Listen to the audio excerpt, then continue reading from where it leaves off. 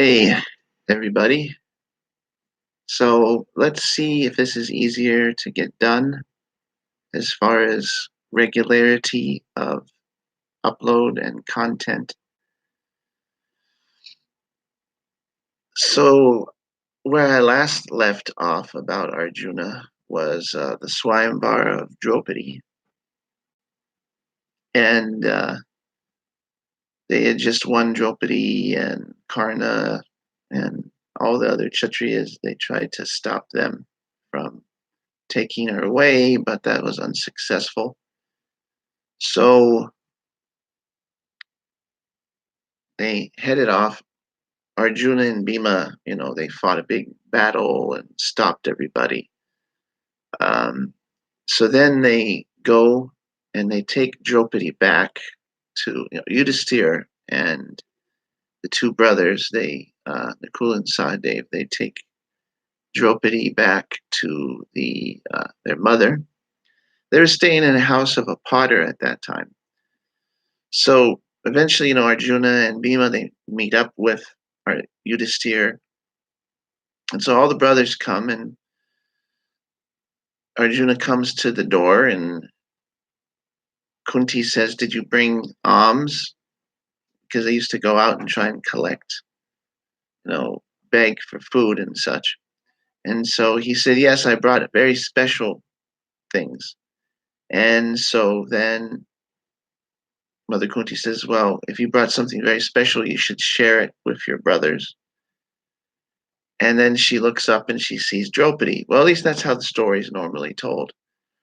Um, there is some idea that she may have known that if one of the brothers got Draupadi, then it would have been impossible for them to not fight each other.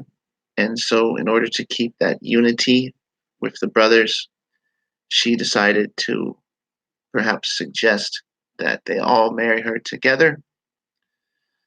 Um, that's a pretty good, uh, let's say, what's the word there? Theory, I guess. We can get the Mahabharata theories, right? That's an interesting theory. She may have known that they would fight. Also, it could have just been that the Devas, Draupadi. There's a lot to be made for stories of Draupadi doing tapasya in other lives and getting boons. So maybe she was encouraged by the gods to say those things. That's another way of looking at it. But either way, she suggested that they all marry Draupadi. And then, so they all kind of thought about it, and Kunti was surprised. They were all surprised, but everybody kind of agreed to it. And so then Draupadi, there's a funny little episode where Drishtajumna kind of was wondering who these people are that, took his sister.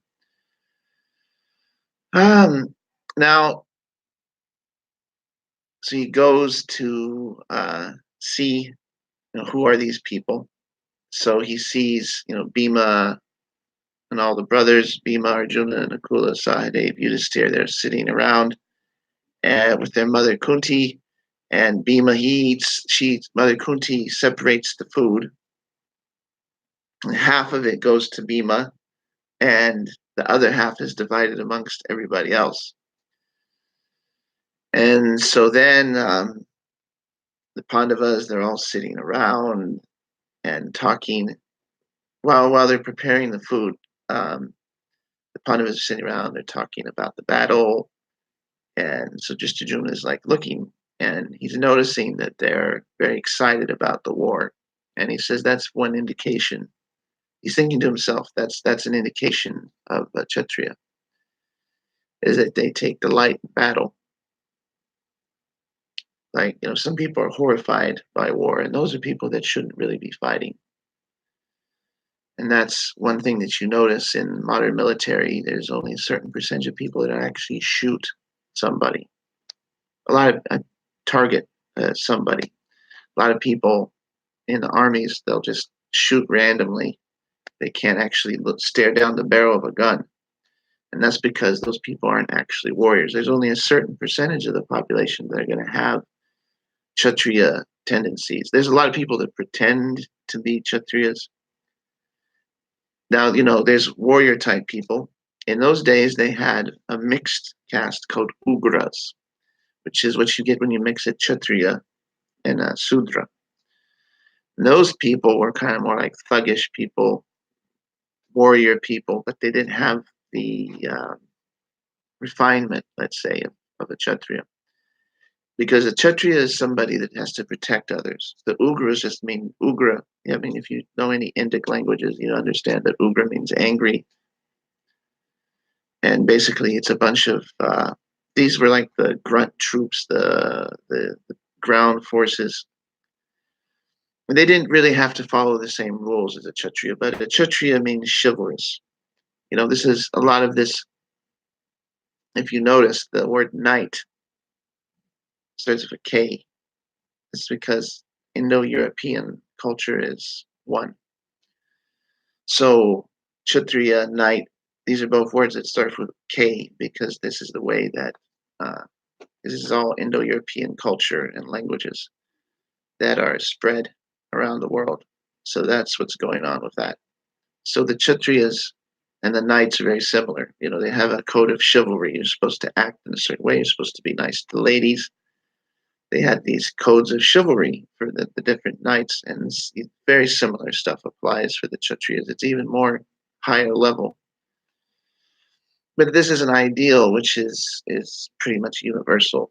That you have a warrior class of people, but then they're also restricted in certain ways because they do. And I've noticed this.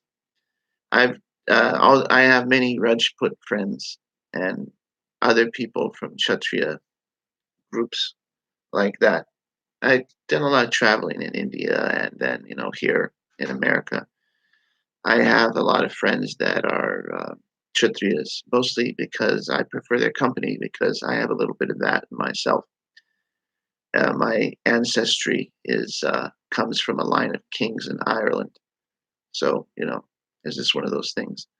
I get along really good with the Kshatriya caste people and the Rajputs and other such, kingly or warrior caste people from India. I don't know, very similar natures, very similar tendencies, even just enjoy the same kinds of food, everything. I mean, it's very interesting.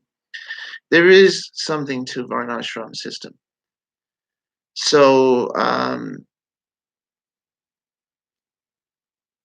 this is the when you have these kind of groups of people, they have a lot of respect.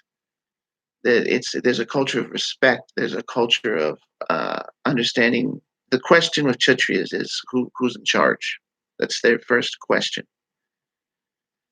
I could make a whole thing just about the Varnashram system, and I probably will, just to describe it in detail because it's a very important factor.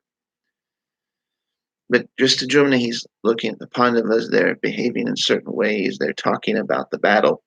They enjoy the battle. And then they're eating the food, and then even as they all lie down together in a row, and then even as they're about to take rest, they're talking about the battle and relishing in oh, look what Arjuna did that, and did you see, and this happened and that, and Nakul and Sadev and Yudhisthira are like listening in as they're kind of talking about the fights that they had, and this is their nature. So Drishtadyumna is saying, oh, these people might be Kshatriyas, but then they dressed as Brahmins and they're living in the house of a Vaishya. So, what's going on? So this is kind of the situation. Then he's kind of like observing, and then Krishna and Balaram come because, Krishna and Balaram are Krishna and Balaram, and they know a lot of stuff, put it mildly. So they show up and start talking to the Pandavas. And then, that further bewilders just Arjuna because they have very familial ties and affections and ways of acting. So then they go over to so just Arjuna comes back. So then they send so he talks to Drupada and he's like, I don't know what caste these people are. I mean, they most likely Kshatriyas. I don't really know if they're the Pandavas, but they kind of seem like they could be. And then, they're friends of Krishna. So they start talking, and Drupada says, okay, well, what we'll do is we send some chariots out there and pick them up and invite them. So then they do another test to try and find out who these people are. So they send the chariots and they pick up uh, Draupadi and Kunti and then the Pandavas, and they take them back to the palace. And so Drupada, he sets out some tables with different items on them. And depending on, the nature of the people, they're going to want to be drawn. If you're bored or you're waiting and you have an opportunity to go look at things, then you're going to be drawn to something which is your nature. So on one table, he has a bunch of like ladles for doing yagyas, different paraphernalia like incense and all the different stuff that Brahmins would be interested in. I have a little bit of a mix of Kshatriya and Brahmin natures, as you can kind of tell, and I kind of am more like is hello. Oh, You can just sign right there for me. oh, sure.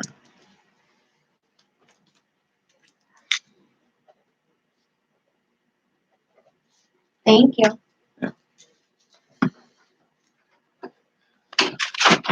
Yeah. That was a little bit unexpected, but my my mother is an artist. And she sent me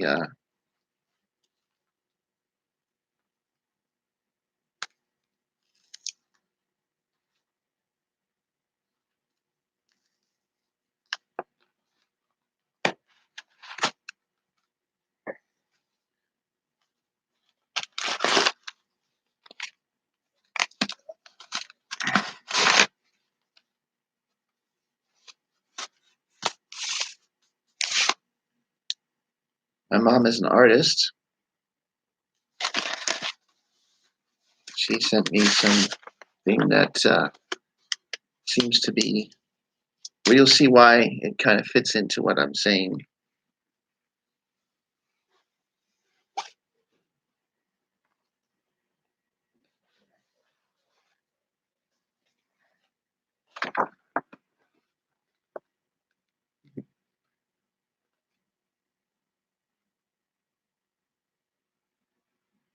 Give you a guess who that is.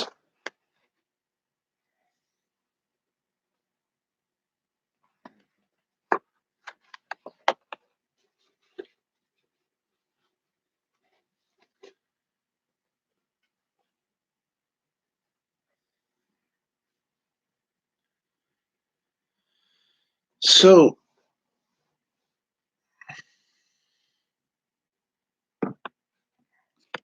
they have tables. So I'm a little bit of a sutta, I suppose you could say, um, in the sense that, as you can tell already, I'm telling stories, and I have a little bit of a mixture of a Brahmin and a Kshatriya.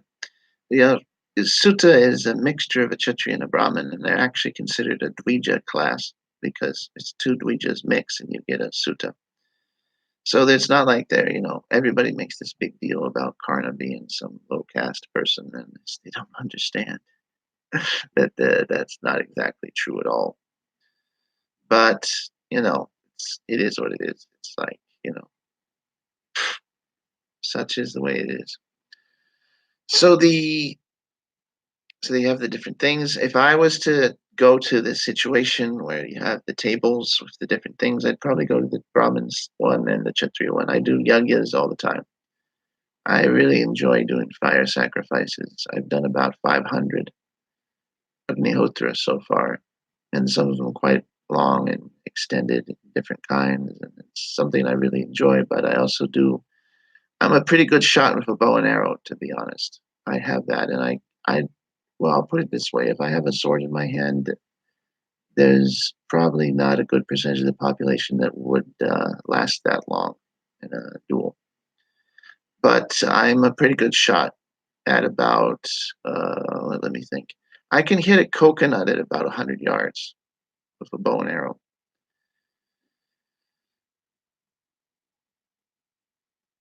I mean, 9 times out of 10, I can hit a coconut at about 100 yards, which is not too bad. Or, well, if it's closer, I'm a lot better. I'll put it this way: if I got a bow and arrow in my hand and somebody's 50 feet away or 100 feet away, yeah, I might not get them in the heart, but they'll be dancing in hell either way. So, you just kind of look at your nature.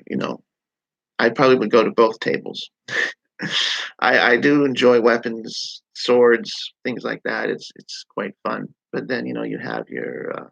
I really do. I really would get a kick out of looking at all the different. I love yagakuns and different kinds of I make when I do agnihotra, I put all kinds of different ingredients into the havan samagri. Sandalwood, frankincense, and black sesame seeds, and all different kinds of special woods, and like I pay, it's really I really enjoy that aspect of the doing the different stuff, and you know putting on different kavachas and all kinds of stuff like that. So that's really cool. So I kind of got both sides of that together. And then, but the Pandavas, they all just went straight to the weapons, and they started picking them up and like fighting and doing Kshatriya type stuff. And so then they look and they're like, oh yeah, these are Kshatriyas. And so then they go over and Drupada comes out and they think about it and they're like, we welcome you. Who are you that have won our daughter? This and that, and they explain that they're the Pandavas, come from exile. And Drupada is so happy, and he says, then Arjuna, since Arjuna won, he can marry her, or if it's not your custom, then she can marry the older brother, and then because Yudhisthira wasn't married yet either, and then Yudhisthira's like, well, our mother told us we should all marry her, and Drupada didn't like that, and he started he was quiet for a while, and then he's like, well, he was about to freak out more or less, and what happened was Vedavyas shows up and he takes him away and he starts explaining, this is destiny. So there's different, according to Madhvacharya, the whole idea that they're all different Indras is a bullshit story. And that makes sense if you actually, read a little bit. That's a made up story. Sorry to burst your bubble, but the idea that the Pandavas are different Indras is not what's going on.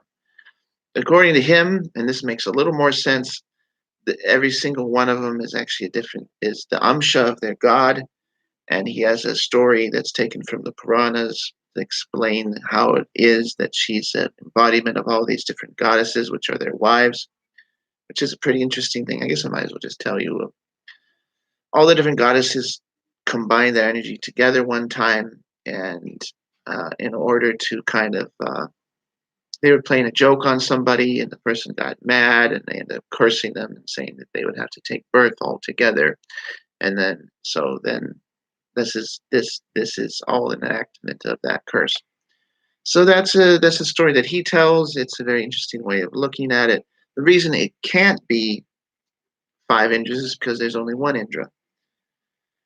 It explains in two Puranas, the Vraha Purana and the Brahmanda Purana.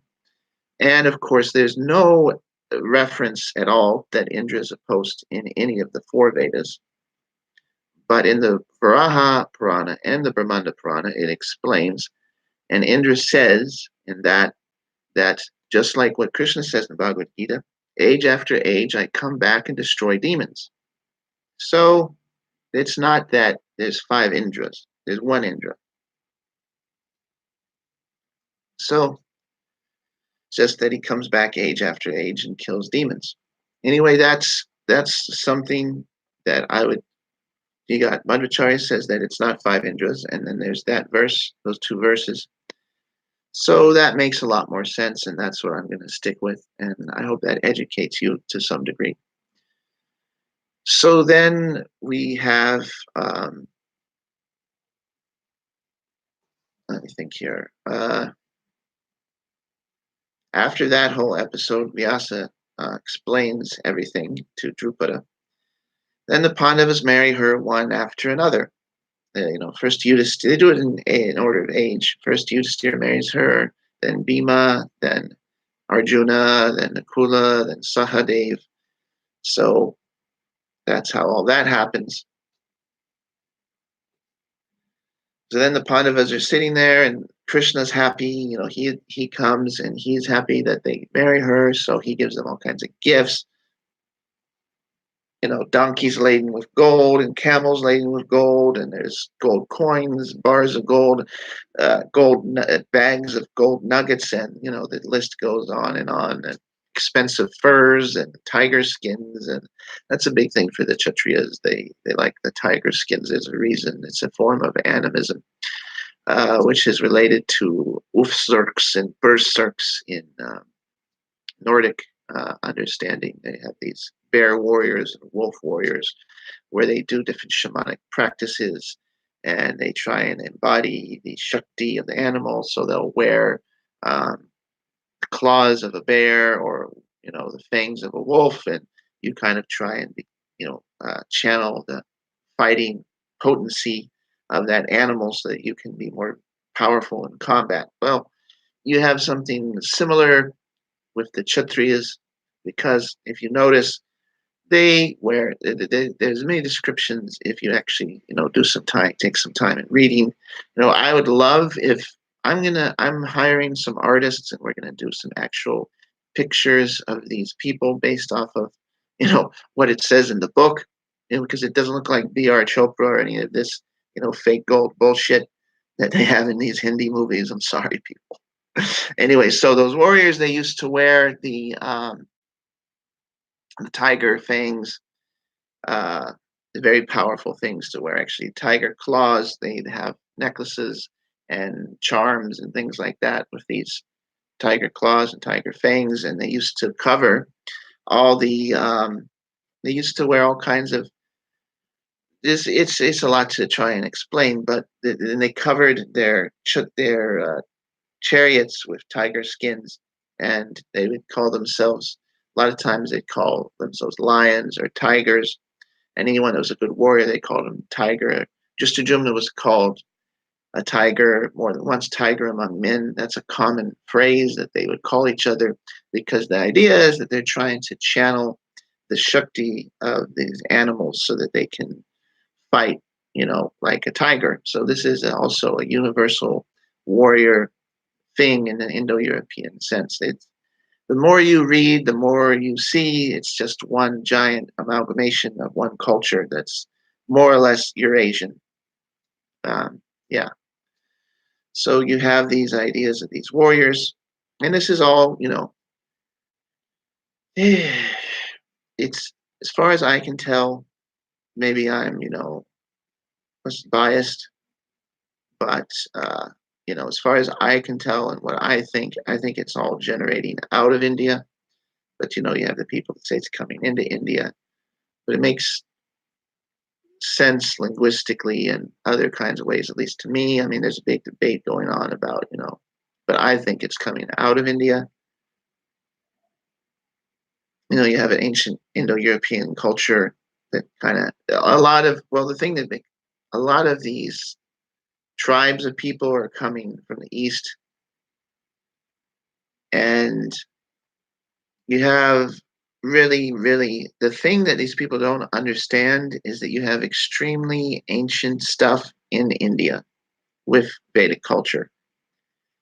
And it isn't like anybody's coming in and bringing anything. You have people coming in like the Rajasthani people that came in, around the turn of the millennium, like around ADs, like or 700 AD. You have people like that You have barbarians coming in and acclimating, and then maybe some coming out again. But what you don't see is people invading and conquering. You have extremely ancient Vedic culture pre-existent, because you have Vedic things that are older than the Ice Age in India. So it isn't that somebody brought Vedic to India. That's stupid. That you there's pre-existent Vedic stuff in India from before the Ice Age. Like during the Ice Age, you have that stuff. There's cities under the ocean which are Vedic, mentioned in Vedic epics. So to say that you had people come in and bring Vedic culture is absolutely stupid. But, I guess these people just don't understand these kind of things, or they have some kind of racial superiority complex, or I don't know. It's something that's there. But they have to just understand you have outpourings of cultures out of the East coming into Europe and bringing Vedic ideas. So it isn't that they're coming in, but you have people that have kind of racial biases, and it's whatever. It's just grow up a little bit, understand that this is something that's ancient and it's coming and bringing spread out. We're descendants. I'm Celtic, right? So I'm a descendant out of India. Like my tribe of people showed up on chariots. Like, do I have to spell it out for you? You know, I my people came out of the east riding on chariots. Okay, like after Mahabharat. So what? Yeah, no, that's what's happening. Okay,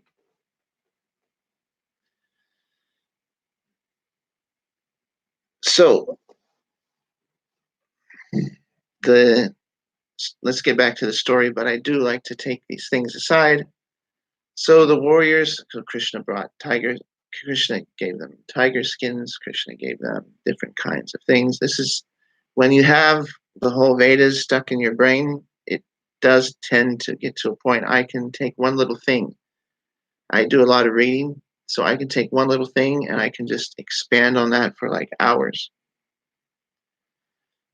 So Krishna gave them all different kinds of gifts, different kinds of gems. See, I could talk for 5 hours just about the gems right there, but I'm going to spare you that. We can do something separate about that one. The gems is very important, actually. So all these different kinds of things, and so they took that, and then he started doing. So they kind of interlinked that the Yadavas are supporting the Pandavas, and this gave them some step up. Then Drupada is supporting the Pandavas, and Panchala was an antagonistic empire to the Kurus.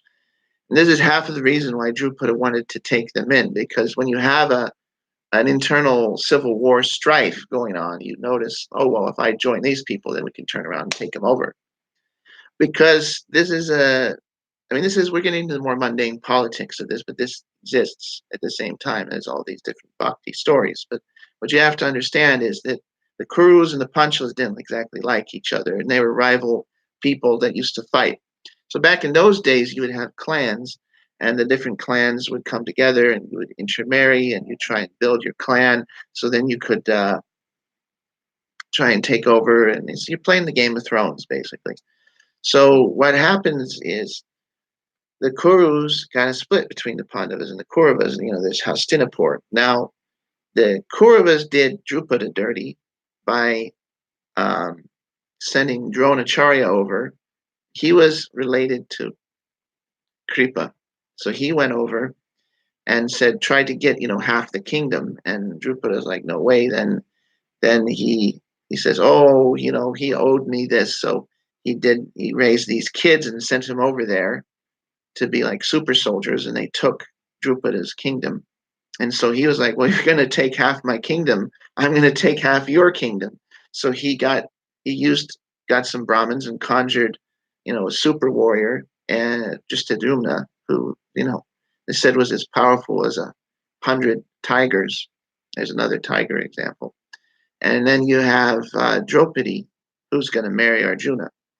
So then that was his way of counteracting that. You have these forces, because there's all the different Vedas, have the different kinds of things. So if you want to, whatever your desires are, the Vedas can give it to you. The idea is you want to transcend the material sphere, but if you're here, there's all the support system. Because it's a very liberal idea. It's not monoculture and authoritarianism. And it should never be that way. And I'm talking to you, there's such a thing as Hindu extremists too. And you need to understand, you need to actually read your Vedas and understand what it's trying to say, because you don't know everything either. Because you got colonized by the British, who gave you a lot of the Victorian bullshit and, the monotheistic crap too. And it's kind of polluted you. I'm just kind of on the outside looking in. You kind of got a little bit polluted by, the British, and you need to throw off that shit entirely, honestly, because it's screwing you over on the metaphysical level. But fortunately, I think you can do it, so I'm trying to help, because I'm trying to fight off the negative.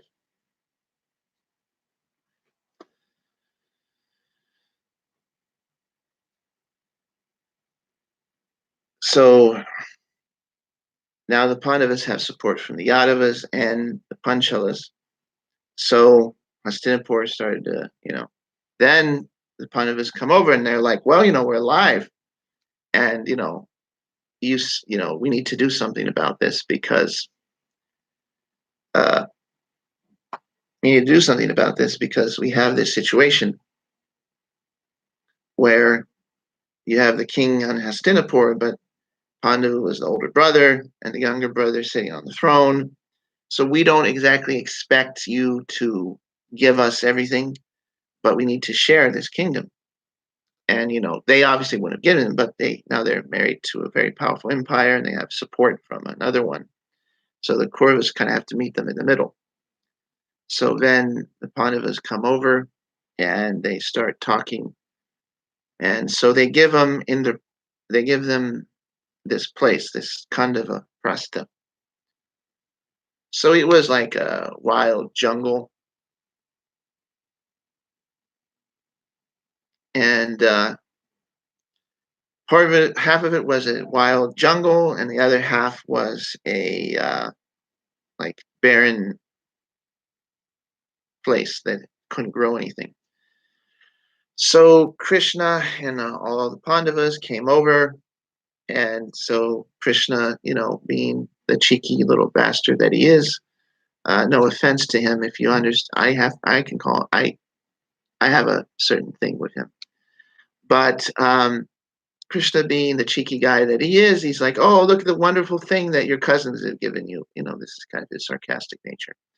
So he said, but don't worry, I got this handled. So he called Indra down, and he was like, you got to, take care of this for them. So, Indra and Krishna are very close. Don't get any of this mixed up with the whole Govardhan Puja thing. Don't get, sidetracked with that, because that's a particular Leela. That's a Leela. Leela means play. Krishna and Indra are having some fun. If you remember my last video, I explained that before everybody came down to do their games, they had a discussion of what they're going to do, and this happened to be one of the things, because otherwise, if you look into the Agni Purana, it talks about after the Govardhan Puja, what happened? They did the Indra Puja. So there was no hard feelings. Krishna's just trying to have fun. He does that to people, by the way. If you're a bhakta of Krishna, he's going to have fun with you in all kinds of crazy ways, but that's just the way that he is. I mean, it isn't like it's boring, I'll put it that way, some firsthand experience. But so, he Krishna likes to have fun. So he called down Indra, and Indra came, and he did a whole thing where they fertilized everything, and then they built the city of Indraprastha. That's why it's called Indraprastha, because Indra fertilized everything. If you have a god of fertility on your side, the living is easy. So he built Indraprastha, and so then the Pandavas set up their city. They built different kinds of things. Um,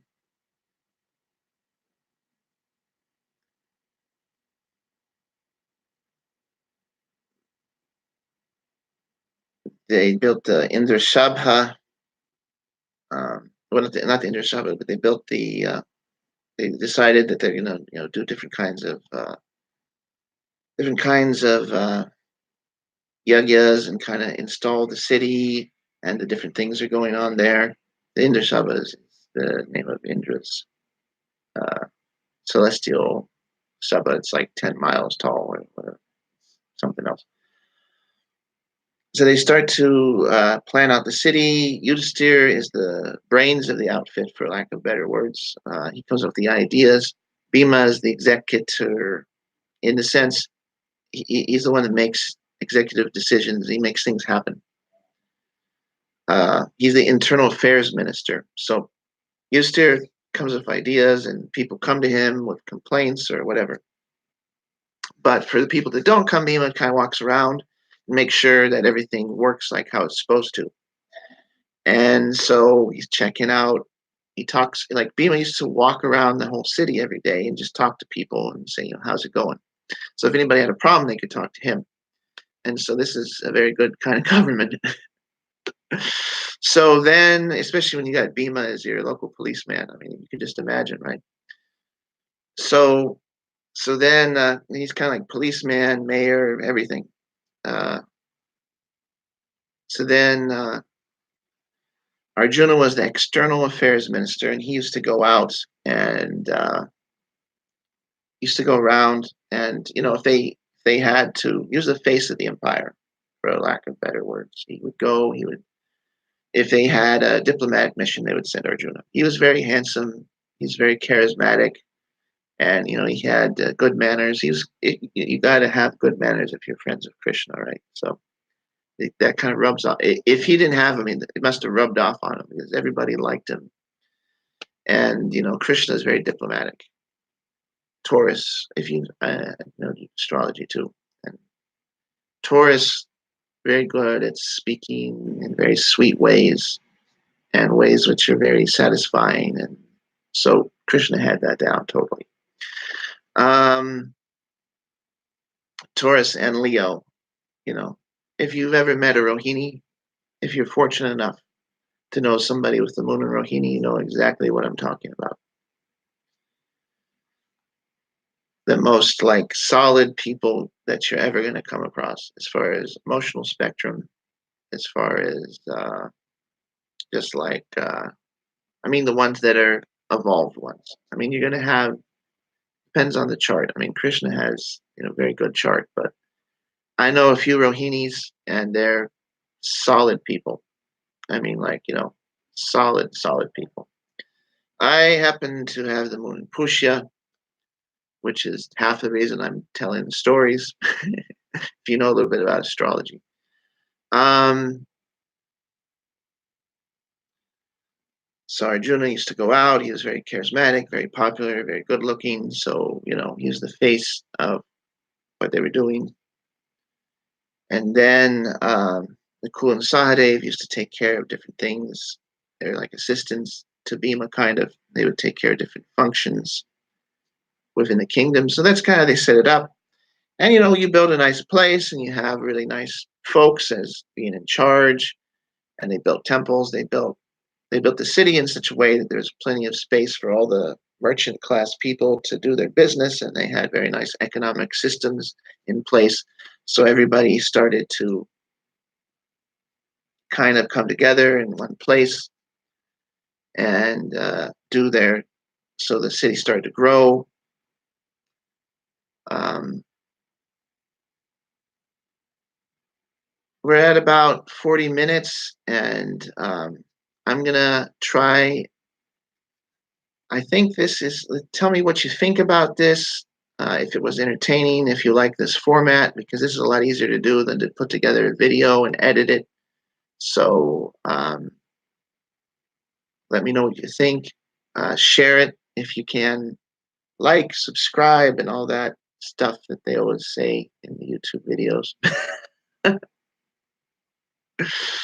um, but yeah, we'll keep it like this.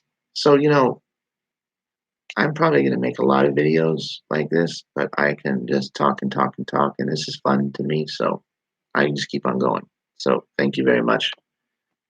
Hare Krishna, Hare Bol, Har Har Mahadev, Om Namah Shivaya.